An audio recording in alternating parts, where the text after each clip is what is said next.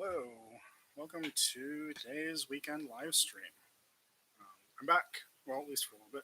Hang on, let me just adjust camera. I'm back, at least for a little bit. Yeah, took a couple weeks off. Traveled, well, didn't really travel, but saw family. Went hiking, which is always nice. And yeah, I will be, just as a note, next week there will not be a live stream either. It's Father's Day, so we'll be doing Father's Day things uh, with the family and that. So there won't be a live stream next week. Uh, but hopefully, I think probably pick up again the 27th. Um, just some other news. My transfer at work did go through, so not not this week, obviously, but and probably not following week, or the 26th. But live streams will eventually be moving to Saturdays, hopefully, and hopefully that'll be a more friendly schedule for you all. Uh, it certainly will be for me. Um, so today, we're just gonna sit. I'm gonna chat at you while we tie a fly. Um, it's a very straightforward fly. We're going to tie the body this week, and then in 2 weeks on the 27th, we'll tie the wings. It is a fly that I've never tied before. It's called the Smith, for the River Tay, apparently by a guy named Turnbull. Um, and it is out of Kelson. Yeah, it's a very interesting fly because it has a lot of similarities with um, other flies that we see. For example, I think the Rosy Dawn. Let me just double check before I say that. But it bears resemblance to other flies of the type that have the tinsel body with the joints of the body separated by hackled butts, if you will. Yeah, let's get right into it.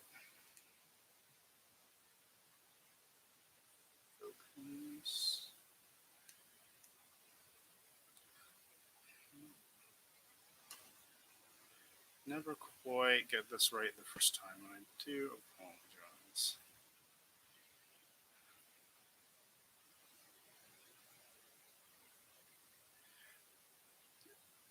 The nice thing about my webcam is it has a manual zoom, so I can finally tune that, which is good. Um, just kind of declutters the background a little bit, I think, hopefully. Uh, so we're just gonna tie and chat.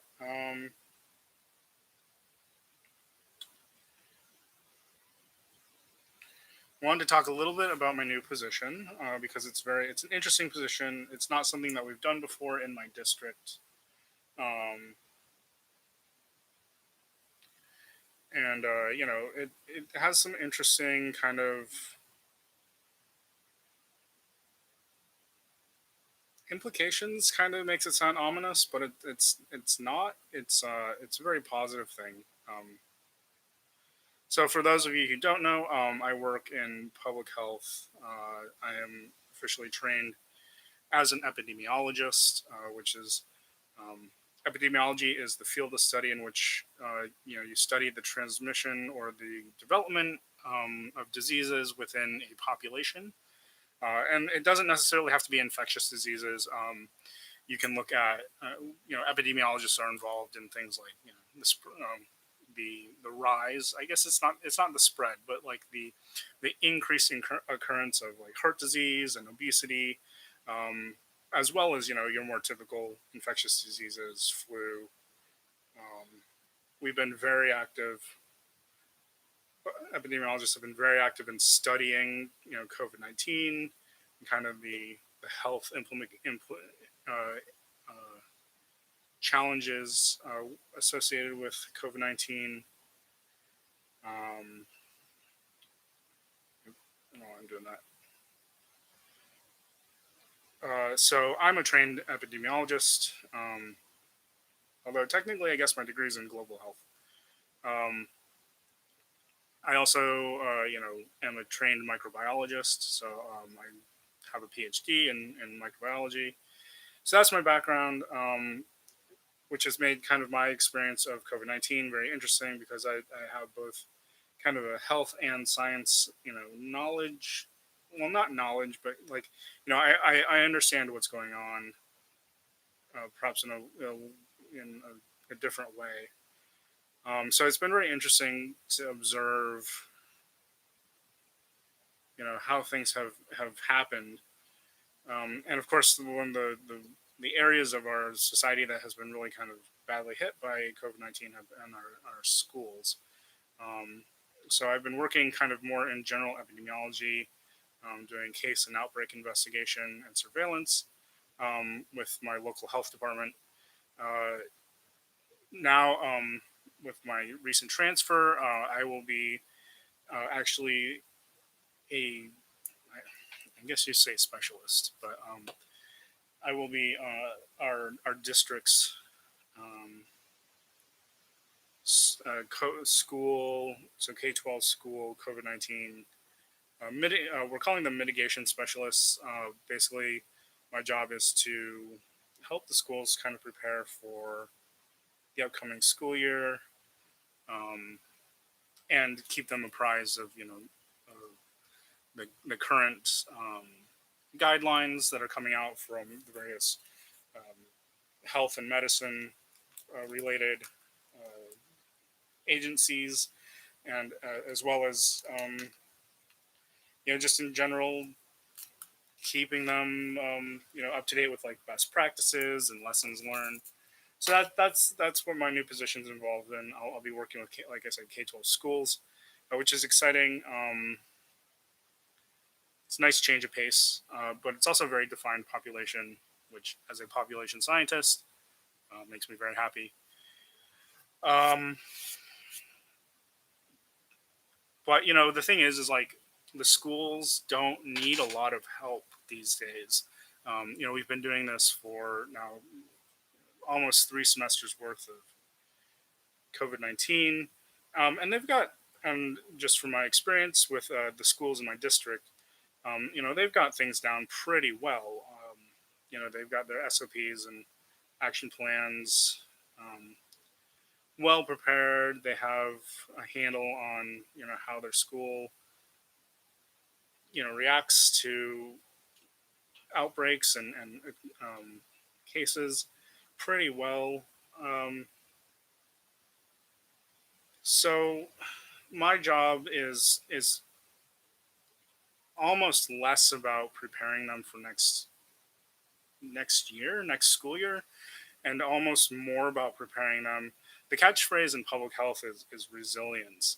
And that encompasses all of the activities of taking what happens, in an event like COVID-19 and transferring the lessons learned, the knowledge and the policies and especially the structures, the organizational structures into something that can help people prepare for the next pandemic.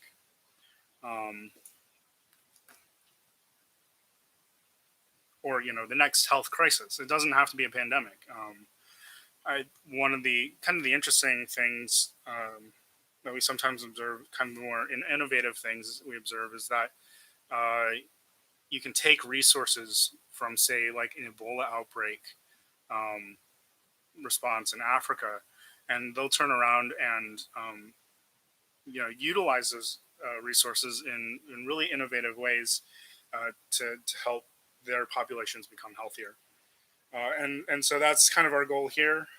It's not something that we do or think about very often in the United States, just because we don't have occurrences like major pandemics as often. We're very fortunate in that way.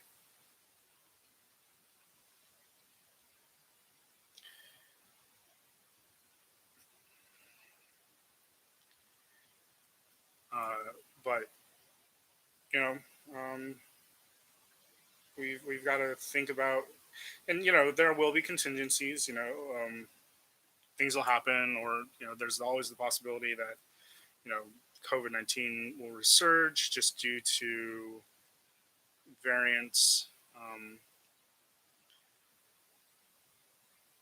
or or COVID-19 could become seasonal, like flu. We don't know. We don't know what happened because nobody can see the future. Um, but should something like that happen, we want to be ready. And schools, being these institutions in our communities that are really important, we want to make sure that our schools are, resilient. Uh, so that's my goal for the school year. Um, Hopefully we can get a lot of the schools on board. Again, because we're not just thinking about COVID-19 now. We're thinking, how can we use the lessons learned from COVID-19 to make our response next time? Should it be and again, we all hope that we don't have to do this ever again. But if we have to, if it does happen, are we going to be ready? So I always say, that there's that saying, uh, expect the best, plan for the worst. Um, in a lot of ways, we've had it so good in kind of Western civilization with our advanced medicine. We just kind of forget how bad things could get. Even COVID-19 has been bad for sure, but it's not been nearly as bad as some of the historical pandemics for sure as well.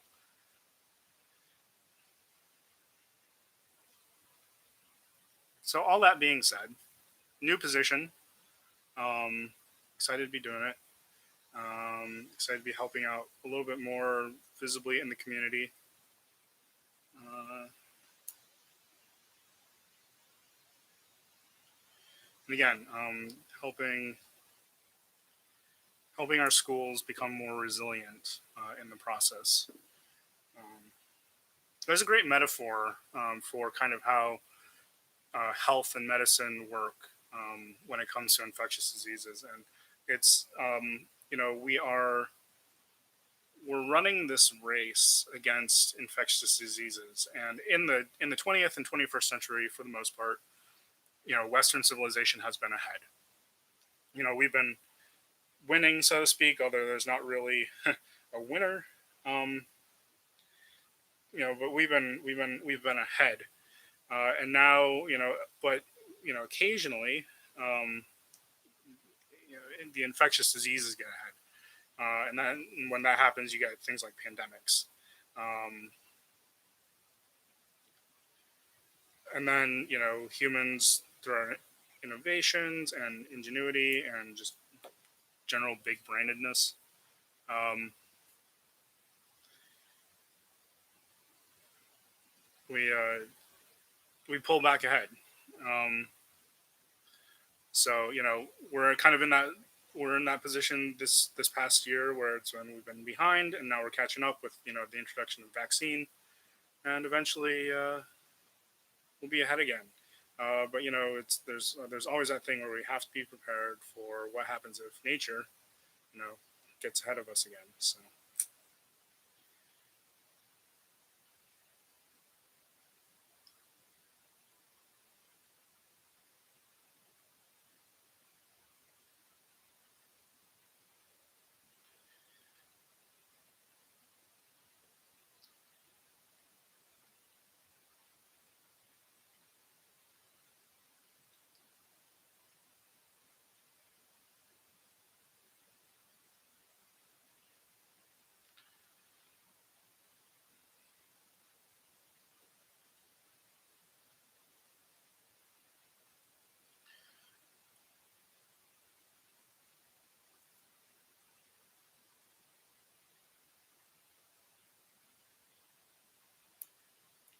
I want to be very careful about this transition here between the first but and the I don't like. I'm gonna actually go back here because I don't like the way. I think this hackle is just a little bit too big for being the tail end of the fly. So I'm gonna try and pick a little bit better here. I thought it was pretty slim, but it had a defect up by the tip of the hackle that forced me to go a little bit further into it than I wanted to. I'm going to try and pick a hackle with shorter fibers. I don't know if I have a particularly great selection here. We shall see. Again, uh, aesthetically, I just want the fly to look like it's tapering. The body tapers like this slightly, and the hackles are a really big contribution to that illusion.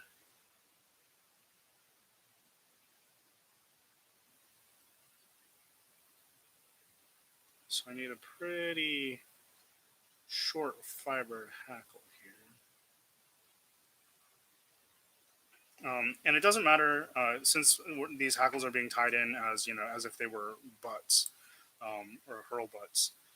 They don't need to taper. It does help if they do a little bit, but they don't need to.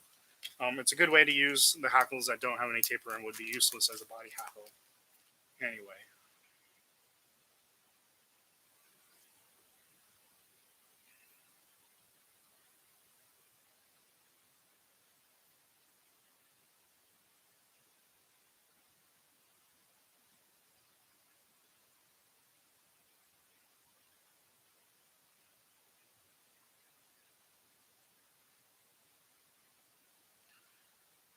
All right, so this one's a little bit shorter, a little bit better.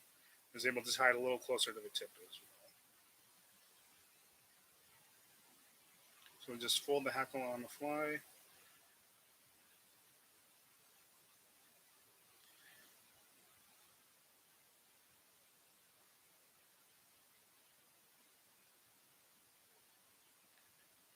We'll probably get 3 wraps into this before it becomes too long.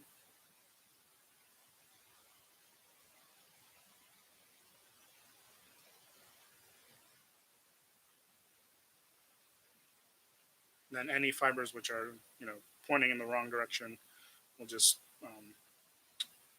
trim them.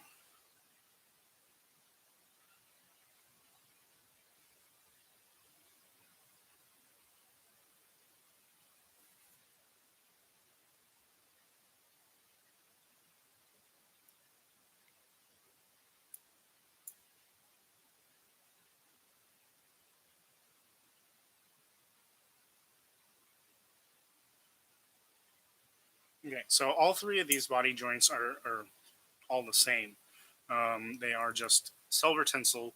Now, the recipe does call for a solid joint of like medium oval tinsel. I could do that. However, it does say in the instructions that you could just do a flat tinsel body and rivet with, uh, oval tinsel.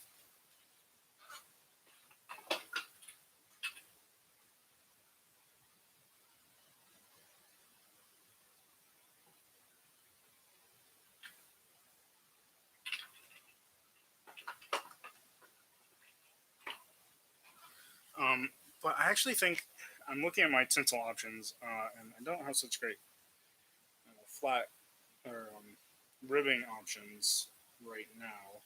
So I think I will actually go for the medium oval tinsel all the way, or actually fairly thick oval tinsel all the way down.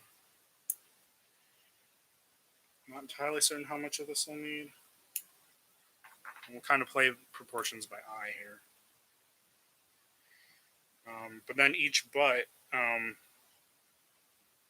each joint of the body is butted, if you would, by a hackle of different color.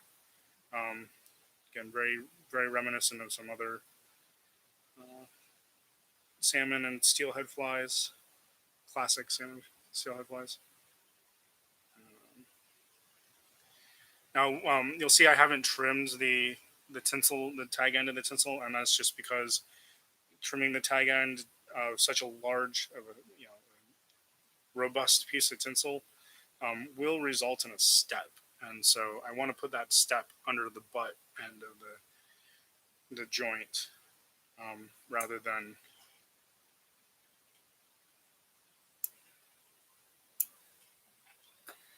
um, in the body joint itself.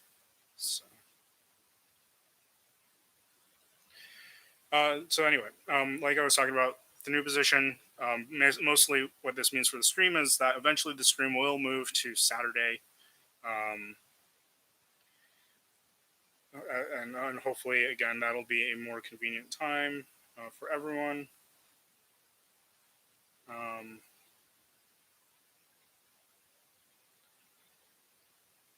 because I will now be so in my previous position I was working weekends as part of the weekend crew. So I was working on Saturdays mostly, or I was covering Saturdays, and so bit of a pain, obviously.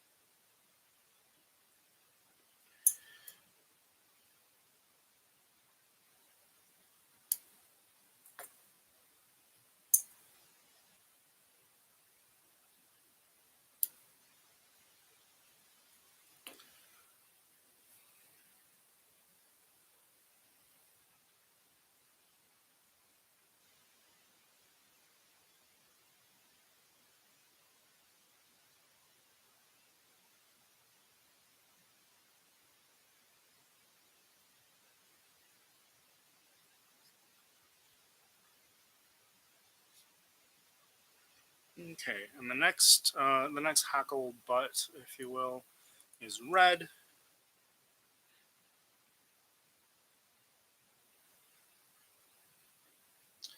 Nice bright red hackle here.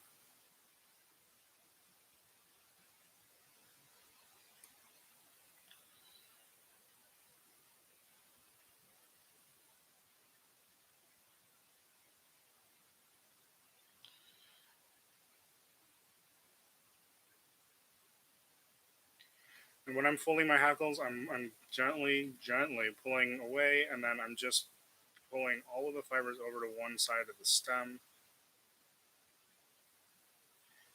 And I don't have to get it all the way first time. Even as I wrap the hackle, I'm still just pulling fibers just to make sure that they don't get caught under the stem going in the wrong direction.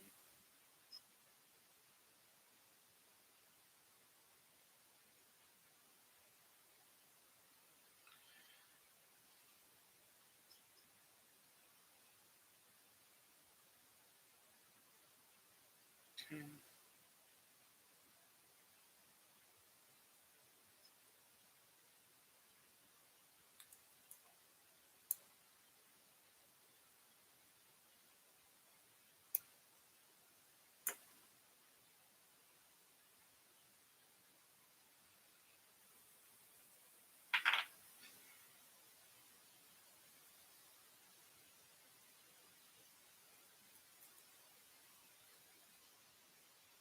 More of this tinsel. A lot more of this tinsel. We got two more body joints to go. Or, yeah.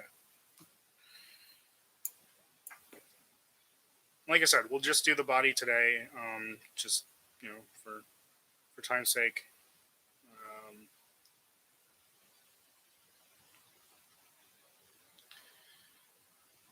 we'll finish the fly in up in 2 weeks when I'm back again on the 27th. Like I said, we'll be doing Father's Day things with the family next week.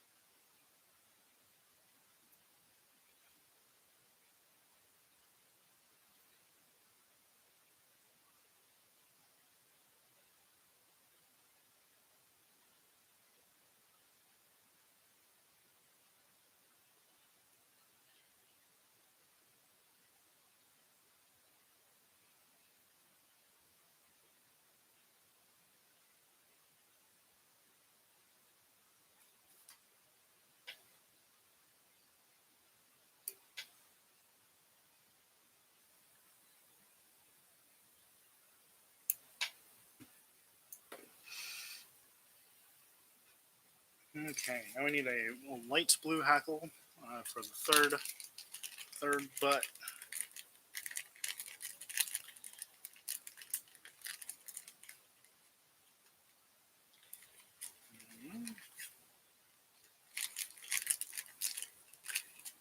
Again, I want this one to be a little bit longer in fiber than the previous one. Just each one getting progressively a little bit longer in fiber, so that it helps kind of give the illusion of that body taper. And then the throat hackle will be a galena or speckled. Uh, sorry, speckled guinea fowl feather.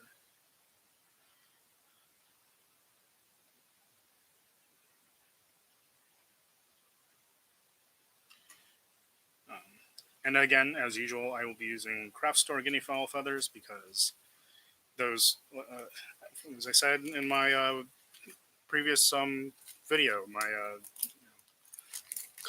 feather collection tour video, for whatever reason, those craft store guinea fowl feathers,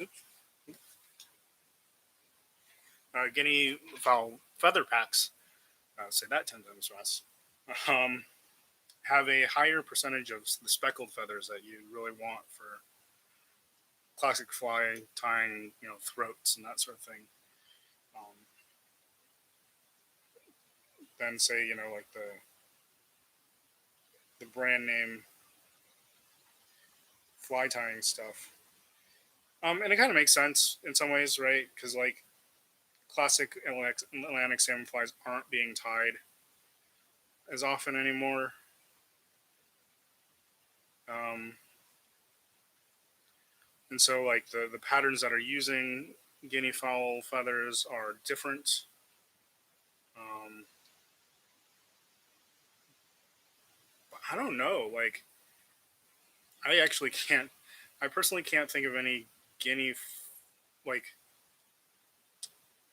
modern patterns that use a lot of guinea fowl, except maybe like steelhead flies, maybe some bass flies, and then like you're using them in the wings. Um, not so much for hackles, at least not that I can think of. Um, put in the comments if you have a pattern, you know, if you use a pattern, tie a pattern, have a favorite pattern that uses a lot of guinea or uses guinea in the throat or as like a hackle. I'd be interested because, like I said, off the top of my head, I can only think of, you know, I there are Mary Orvis Marbury bass fly patterns that use guinea, but those kind of fall under the same general classification, especially in American tires minds, as salmon flies. So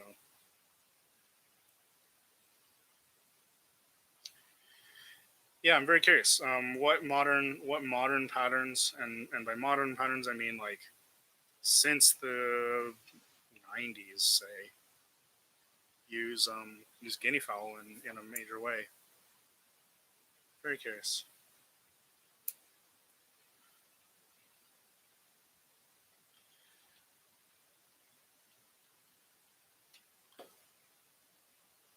All right, last body joint.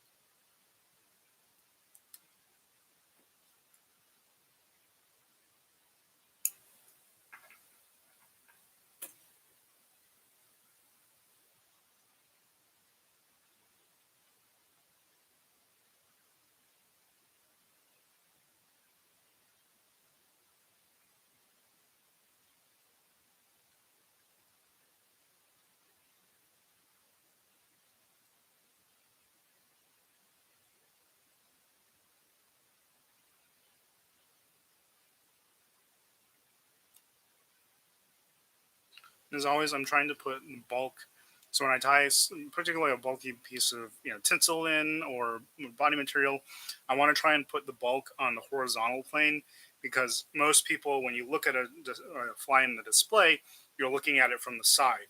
And so if you put the bulk in that horizontal plane, any bumps or lumps that you accidentally create um,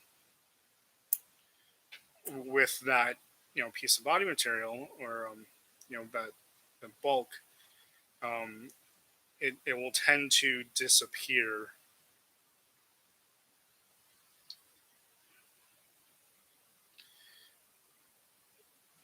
because it isn't in the plane and you know I guess it isn't in the visible plane or the viewing plane, so to speak.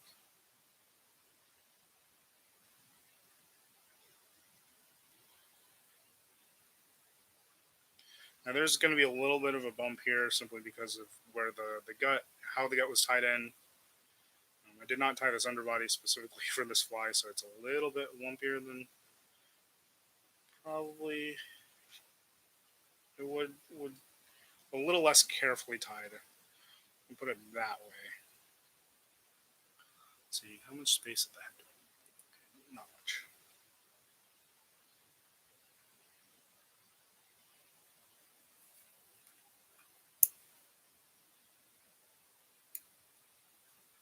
Okay, and now speckled guinea.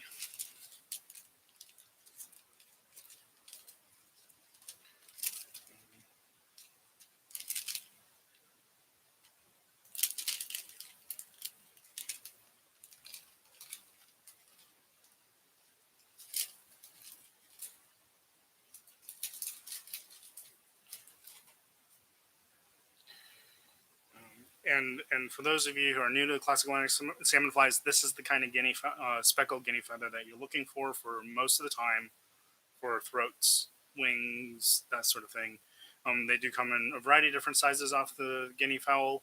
Um, they're a little less common on the bird than the large spotted ones. So these are the typical ones that you think of with the large spots, speckled ones.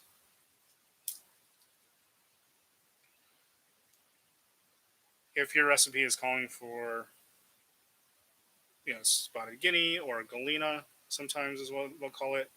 They're calling for speckled guinea fowl.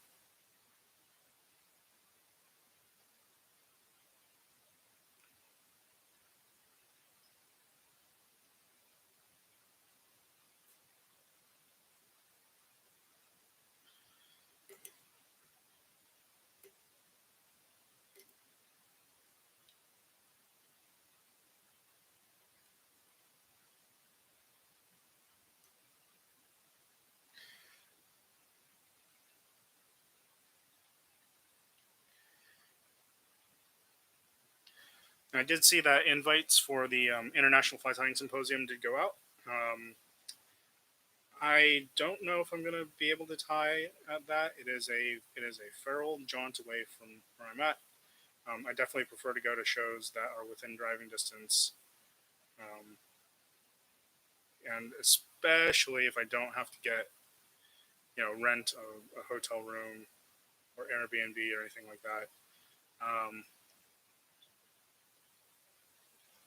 say this a lot, but this is a hobby for me. I don't need to make money off it. I don't need to travel um, to all the shows to market my wares.